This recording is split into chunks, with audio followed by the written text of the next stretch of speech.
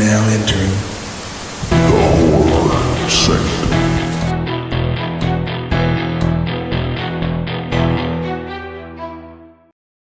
Hello and welcome back to the Horror Sanctum podcast. I'm Jay with John, Kellen, and TJ, and happy St. Patrick's Day tomorrow. In lieu of talking about Leprechaun 2, because I wanted to go back, but I lost interest. Like, I don't know what we did for St. Patrick's Day in the past. Last year we did Leprechaun, so I don't know what we did the last two seasons. But anyways, we're not doing Leprechaun 2. We're going in a different direction. We're going to be talking about 2015's Green Room, directed by Jeremy Saulnier. I guess that's how you say his name. Who also directed Murder Party, which is a movie that I absolutely love, and has what's his name that directed the new Toxic Avenger, Mason, whatever his name is. He's in this. He's in Murder Party as well. This was one of my picks, and one of my favorite A24 movies is an early A24 movie. It's got some of my favorite actors. If you're not familiar, a punk rock band becomes trapped in a secluded venue after finding a scene of violence. For what they saw, the band themselves become targets from a gang of white power skinheads who want to eliminate all evidence of the crime. This is from 2015, but if you know us well enough, you know there will be spoilers. Green Room. First watch. I'd never seen this ever. Everybody told me to watch this movie. I feel like I kept seeing this recommended over and over again. And I don't know why I thought maybe it was set in the Europe. I guess because Patrick Stewart was in it. So I thought, oh, it's like a British like siege movie. So I kind of put it off. But no, okay. So I'll just go ahead and say like this movie is fucking like great. Like absolutely phenomenal. I mean, there's just it's this is not going to be me picking much apart with it. I was really surprised. I think just from the start you can tell how good this movie was going to be just by how slow they built into it. You know, it starts where they wreck in the cornfield, which spoilers, we're talking about another movie with cornfields soon, so it's kind of funny that happened this way. Um, I thought it's funny how they go siphon the gas at the beginning of the movie. It's crazy how accurate that is. That shit happens all the time, especially for people who are poor. And I mean that shit's like dead on, just the behavior in this movie. Anton Yelchin, he's great in this movie. It's just sad to see him in most movies because you know like what happened, and it's kind of hard to watch movies with him now because it's just so sad. It's like Heath Ledger. You just immediately think about it. It is clear, though, at the beginning of this movie that he is definitely the person who takes things the most seriously of the band. Just by his behavior, they have the running joke about, like, what's your desert island band? And they're messing with him. And you can just tell that he's, like, sort of the level-headed group of the bunch. You could sort of see it. So it's pretty clear he's, like, the final guy, and he's going to survive because he seems to have the most sense of everybody. I don't like punk music. This movie is about a punk band and them kind of getting caught in a hostage situation. I'm not a fan of punk music really, but I really find the stories fascinating, the documentaries on them fascinating. Punk is one of those genres it's just interesting to read about the stories and the people, you know? And this is no different, right? You definitely believe that they're a punk band, and it's funny, they're not that bad as a punk band. Even their music when they're playing, I'm guessing that's them playing, they're not that bad really. I was like, wow, yeah, it's pretty standard 80s sounding punk music, you know. Um, I think the start of the problem though is they do the Nazi song where they're like, what is it, fuck Nazi punks or something. And that's the start of the problem, obviously. I mean, I see what they were doing, but you know, sadly, that's like going into Lion's Den with stakes strapped around your chest, right? You're just asking for it. And But and it was how fucking punk rock was that though? oh yeah. Oh yeah. I mean, but you can sense the danger when they pull up. It's Mhm. BFE. They're looking around. You can just tell it's not gonna be good, right? Um, and this movie is just it escalates. This is like great storytelling where it sets up the characters. It's slow. You get to know them. You get to know them as people, the band, each of the personalities. They get to the venue, and you get to see all of these oddball people in the community, right? And especially in this movie, it really highlights this idea that movements like this, and it's not just punk, they can really bring together these really mentally unhinged psychopaths, like people that are just fringe dangerous. Like they're everywhere, right? But in the punk scenes, you see this stuff all the time, sadly, and especially when you get the neo-Nazi types. You get these guys like the fucking crazy guy, spoilers, that kills the girl, stabs her at the beginning, and he's like talking to Anton Yelchin, and he's like, "What's that song you played? That's the one I did her to." It's like that's the kind of crazy shit you get with radical movements like that sometimes. I'm not trying to say punk is bad. I'm just saying radical shit brings radical people, right? This is what you get sometimes. But this movie is so much more horror than most horror movies. Most movies don't get me like this. This movie is like an actual fucking horror movie because everything is tense, everything builds, everything matters, violence matters. Every filmmaker now who makes horror movies should watch something like this and take notes. Because what this movie is saying is that these things matter. And when you highlight them and you just film them a certain way and you tell a story, these things mean so much fucking more.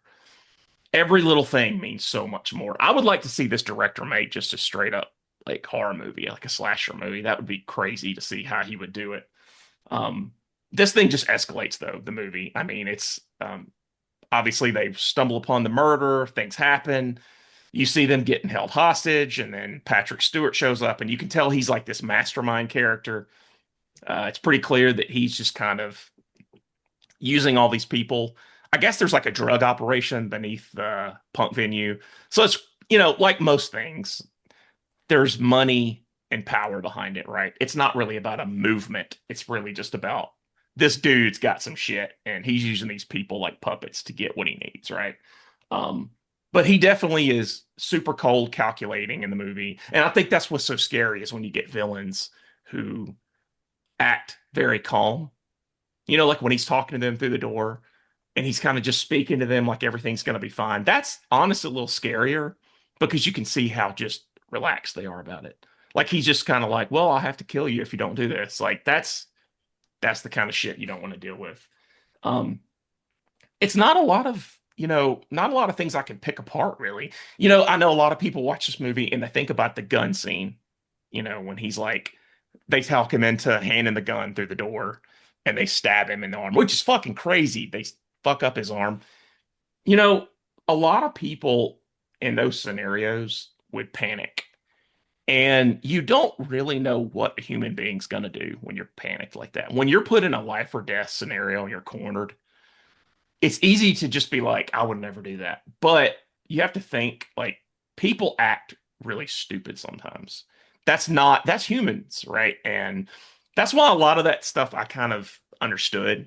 I didn't feel bad about it. Like I didn't think it was like bad writing.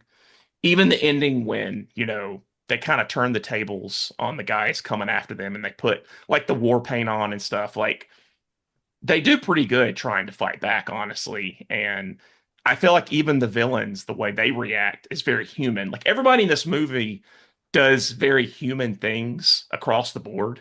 Nobody's like one dimensional. And I just thought that was pretty cool to see. It wasn't just a movie. It was just like, this is like at the end of it when um, Anton Yelchin is looking around, he goes, this is just a nightmare. And Patrick Stewart goes, this is a nightmare for all of us. And it's just like that's brilliant. Like because that's the whole movie is that the violence makes everything worse and not everybody is 100% evil, right? Even I was talking to Jay about this the ending where one of the Nazis dies and the dog, you see the dog walking down the street, the dog comes up, lays his head on the Nazi who's dead. That was so sad because it's just kind of like this dog had no choice. That was just his owner and he's sitting there and he's put in this situation and now his person's dead, you know. Um, but overall, it's a great movie. It's kind of got like Assault on Precinct 13 vibes. Yeah, I want to see what you guys have to say. I really don't have any bad things or bad comments on it. So this movie was on my radar from the time it come out because I remember it was almost marketed in a way like they knew when it was coming out that it was going to be like a cult film. I remember Because usually, like the Belcourt, the local art house theater in Nashville, they wouldn't do a midnight movie of a new thing. But they did with this film when it was still in first run. Like it was already appealing to that scene of like the cult film fan base. And I don't know how well it did. I didn't look up like I don't think it did a lot of money because I think it had kind of a slow rollout like that in terms of screens and whatnot. But I didn't see this when it first come out, but it wasn't that far off when it first come out. It only made 3.8 million. It was a $5 million budget. Yeah, so it never got a wide release. It was mostly doing like those late night screenings or like one screening a day at the Megaplex, that kind of thing. It was kind of a slow roll as I remember.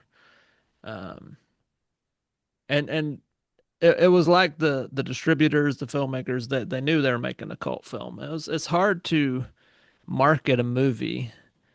Like I didn't know what this film was even when I went in to watch it because it was marketed like a horror film, but it's yeah, it's horrific. It's more realistic than a lot of horror films, but it's a siege movie about Nazis and a punk band, you know.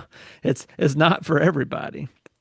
Um, and honestly, the initial start of it was giving me like before all the horrific stuff started happening. It was giving me Scott Pilgrim kind of vibes, which I like. One of my favorites, Edgar Wright film. Um, but then when it all hits the fan, it's like, oh, okay, yeah, we're in this. We're in this with the characters. I've always loved Anton Yelchin. He first come on my radar with a movie called Charlie Bartlett with Robert Downey Jr. before he made his big comeback with Iron Man. Great fucking movie. Great, Great movie. And great that's movie. just like all his movies are under the radar. Yeah, All yeah. his movies are under the radar. Except when he played Chekhov Yeah, and Star the Trek. Star Trek reboots, which were huge. I've actually seen J.J. Charlie Abrams. Bartlett. That was a good movie. Very good Bravo. movie. Bravo. And It it's was what's her name? Kat Dennings? That's Kat the girl, Dennings right? was Yeah. in that. Yeah, it was, and that was really the first movie that launched her too. That came out when you and I worked together, I think, because Roger was in on that movie too. I feel like that came out around the same time we were at Walmart together. Yeah, it was like '07, '08 in that era. But always loved that movie. For some reason, that later become a Dollar Tree movie because apparently not a lot of love, not a lot of people knew about that movie. It was always kind of a cult thing. He's got a lot of films in his filmography before his tragic death uh, at the age of 27 uh, with the accident with his car. It's just terrible. Uh, he didn't make very many movies after this because he tragically passed a year after this film come out. So he's kind of like in that Heath Ledger kind of status of, I mean, he was 27 when he passed. Still had I mean, he was one of the better character actors of his generation already to me. There's another definitely a genre movie directed by Joe Dante called Odd Thomas that I really like that he's in. Was another kind of under the radar thing where he sees ghosts and stuff. And he, I've never seen him turn in a bad performance.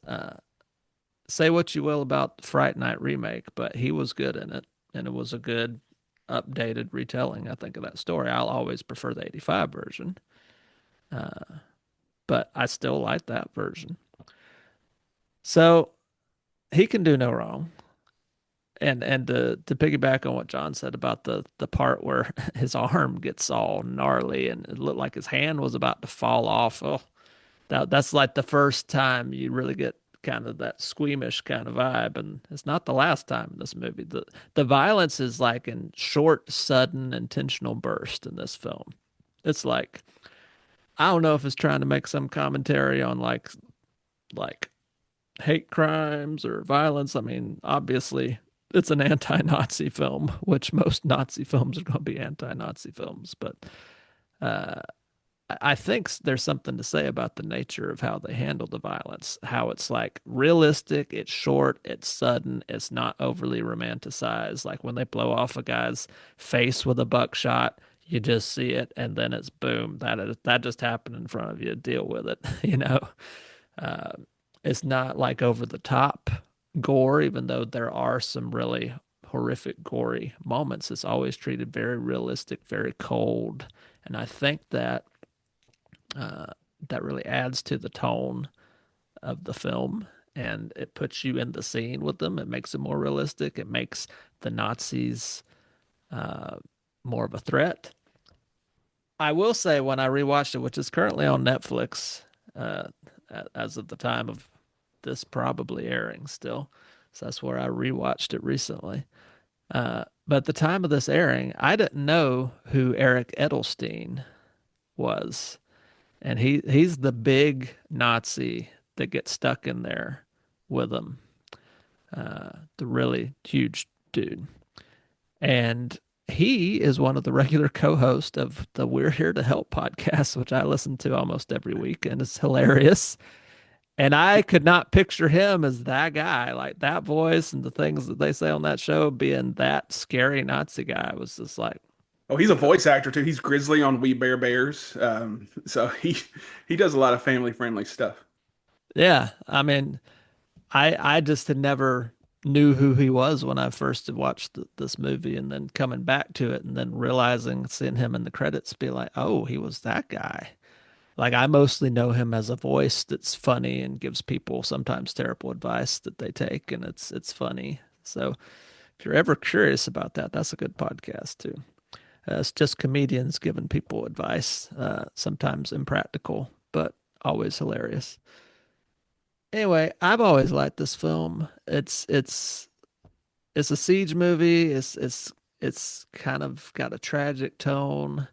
It's bleak, but it's hopeful at the end. Like it gives you the moments you want. Like they get all the bad guys that need to be got at the end.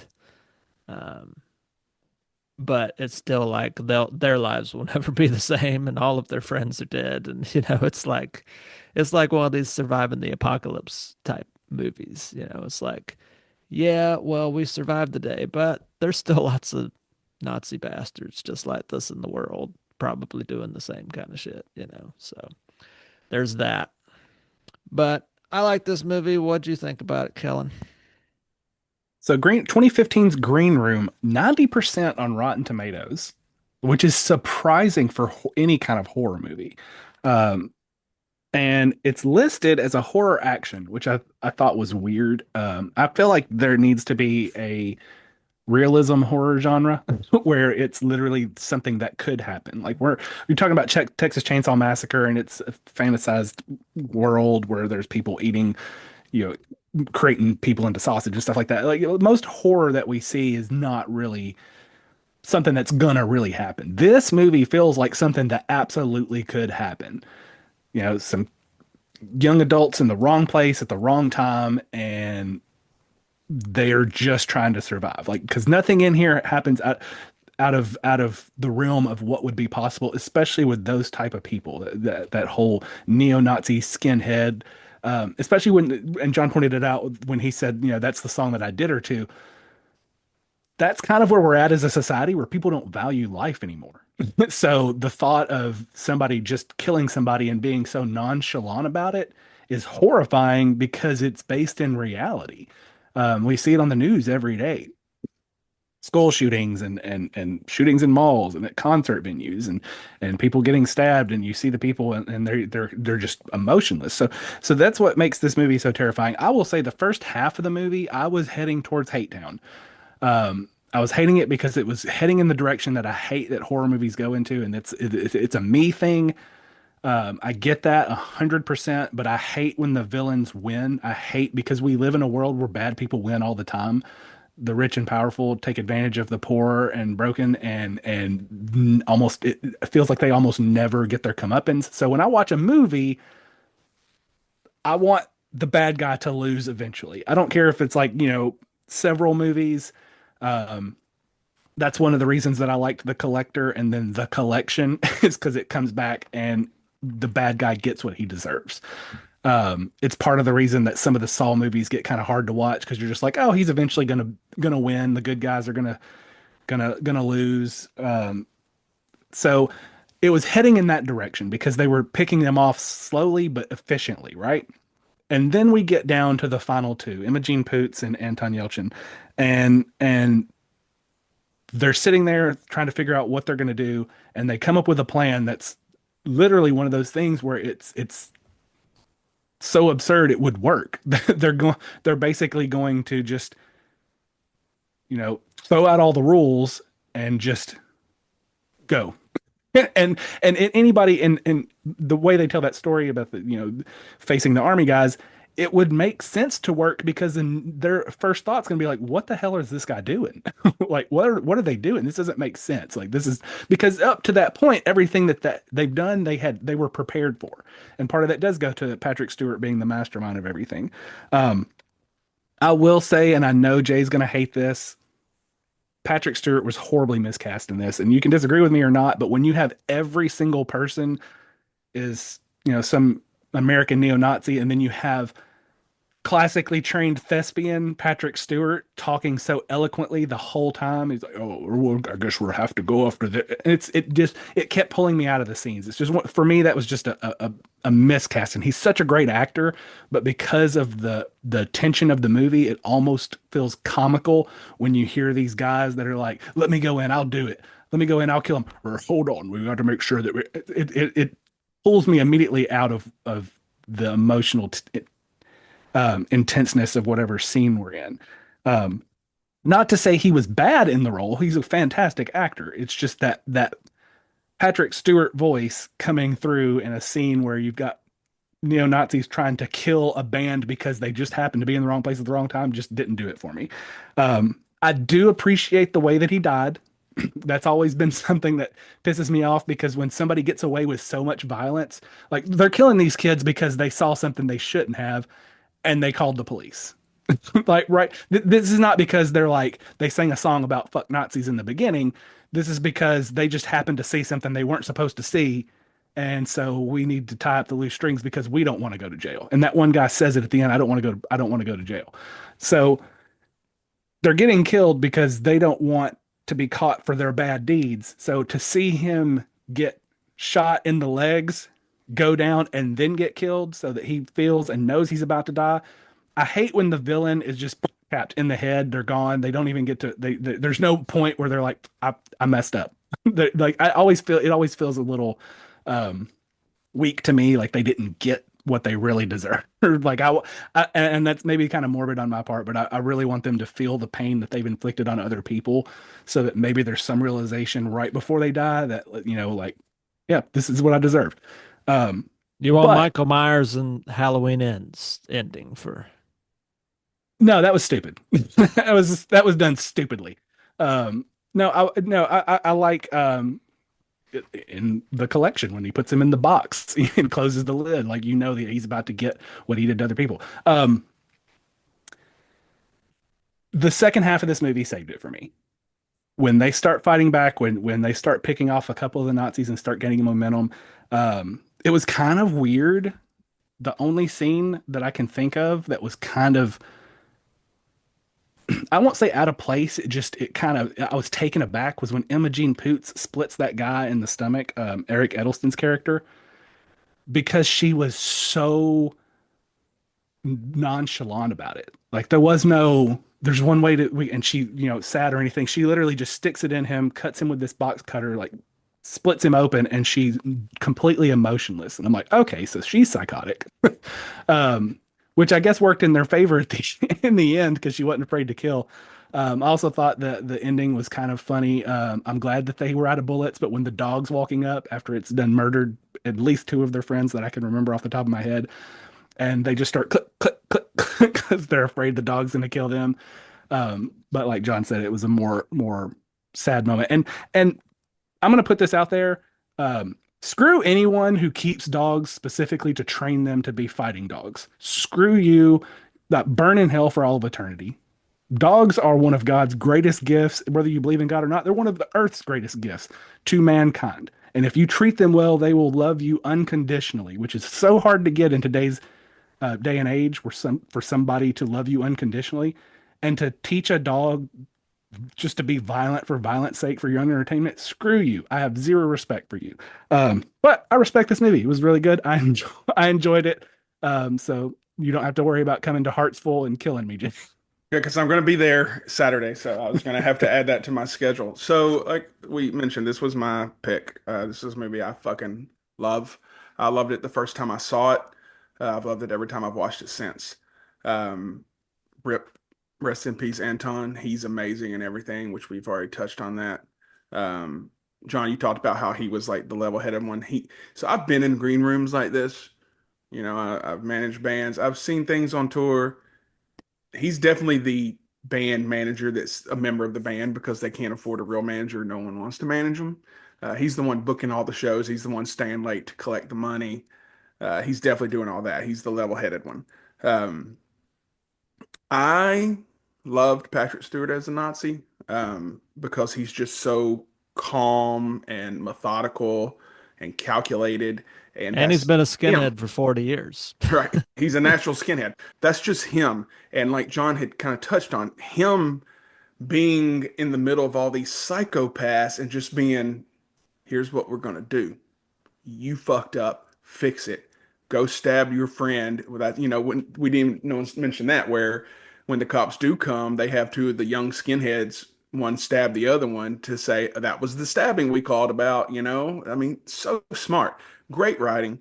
Um, the cast is amazing all around, even like underrated actors like Macon Blair, who he's the one who walks off in the woods at the end. He's kind of like, I'm done with this. He directed the new Toxic Avenger. He's in Murder Party. He's a good side actor. Mark Webber, who played Cousin Daniel. So the guy who meets him when they first get there, that dude's a great actor. And he's in so much shit, but he's always like a side character, but he's great. I love Imogene Poots. I've always loved her. She's got a movie coming out that Kristen Stewart's first directorial debut movie that could win her an award. I hope it does because she deserves it. She's always great even in shitty movies like the Black Christmas remake, she's still great, even though the movie's shit. Um, Punk rock and horror go together like PB and J to me. Like it just meshes so well. Um, Uncle Peckerhead is an example. While the underlying issues are different, it's still music combined with horror. Straight Edge Kegger, which Jason Zink wrote and directed, someone who's, when we first started, I said, hey, you want to come on the show? He said, yeah. And I've been an asshole and haven't asked him back. We will be doing that. He's got some other movies, Looky Lou, and he's doing a sequel to that. Straight Edge Kegger is like a very indie movie where it's just straight edge kids that decide to attack a party because they're drinking and doing drugs and they're straight edge and they don't want to see that. Good movie, punk. It's more like minor threat punk, kind of like this movie. Um, it wasn't overly bloody, or there were a few violent scenes, but it really wasn't overly violent, right? Like what we're used to nowadays. It's just terrifying. It's just that tension, and you're just worried the whole time. You're like, what's going to happen next? Um, no one really had a lot of knocks besides, the one who always has knocks. I have a couple small knocks after watching it again yesterday. The end gets a little too dark, like not like visually. Like we always complain about dark movies. The end of it was a little dark for me. And of course, the dog stuff, I'm never gonna applaud that. Funny enough, our next movie has cornfields and it also has dead dogs. So what the fuck are we doing, guys? What are we doing? But anyways, there's really not a lot more I can say. I love that it's A24 because this is not a movie you think about it being A24, and it is. I think they started in 2013, so in the first 2 years of their conception, they dropped this one. When John, I'm going to read what John texted me because I was so happy when he texted me what he thought. Let's I'm see. surprised this was your first watching, John. This I seems am like a too. I was movie so that was shocked. down your lane for sure. So I'm just sitting at work and I get a text like, this movie is fucking crazy. Green Room, just damn tension. And he's like, not in a bad way. And I'm like, first time? He's like, yeah. He's like, it's pretty damn awesome. So like, I know there's a meme. I tried to find it, but I just didn't have time. But like when you recommend a movie to somebody and they love it, it's just that it's like showing you your new child or your new dog, like check it out, and they're like, oh, I like. It's such a good feeling. And this is a movie Mhm. where, like I said, there's some movies that I love that no one else loves. Fine.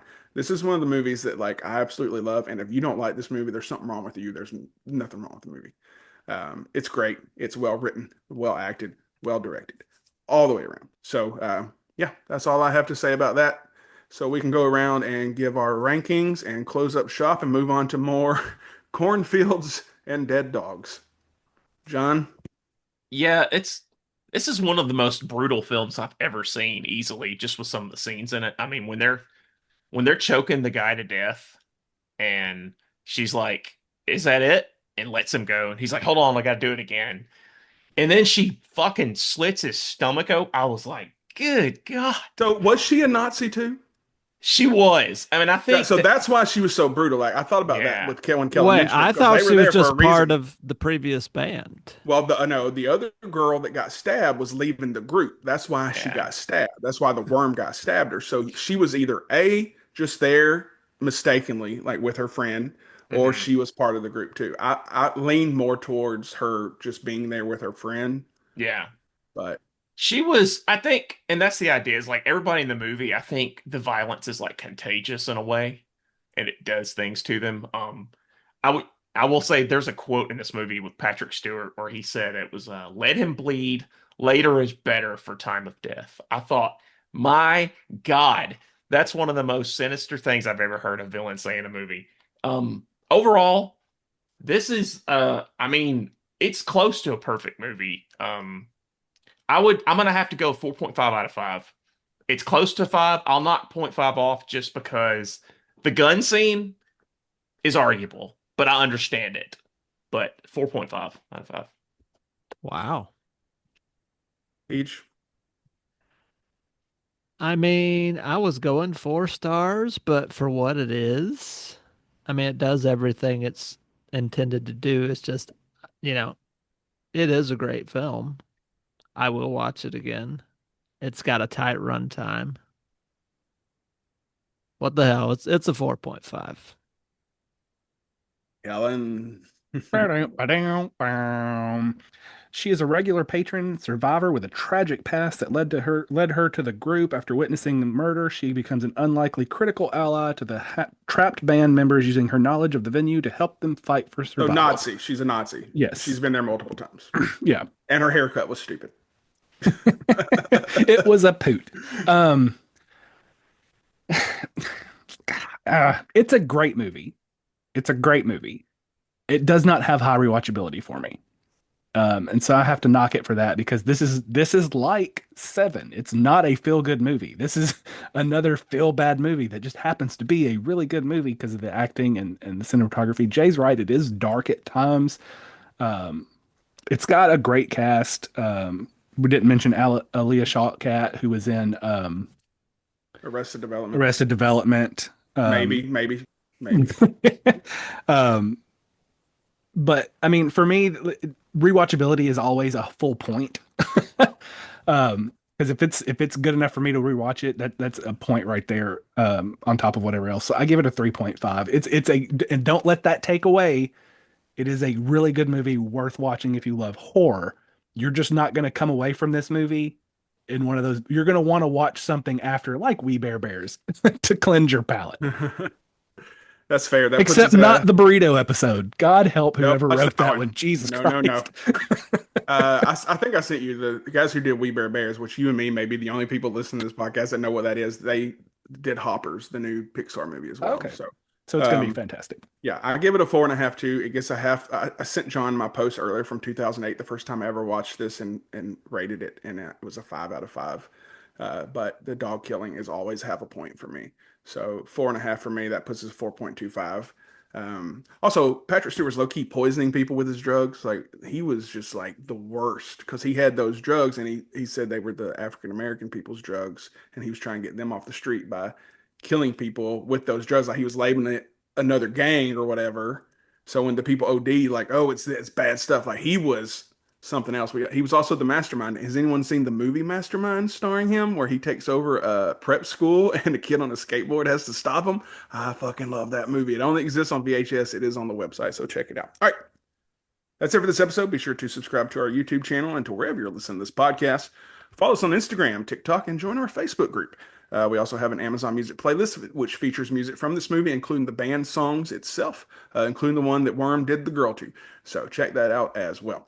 Signing off, I'm Jay with John, Kellen, and TJ. And until next time. Keep it spooky.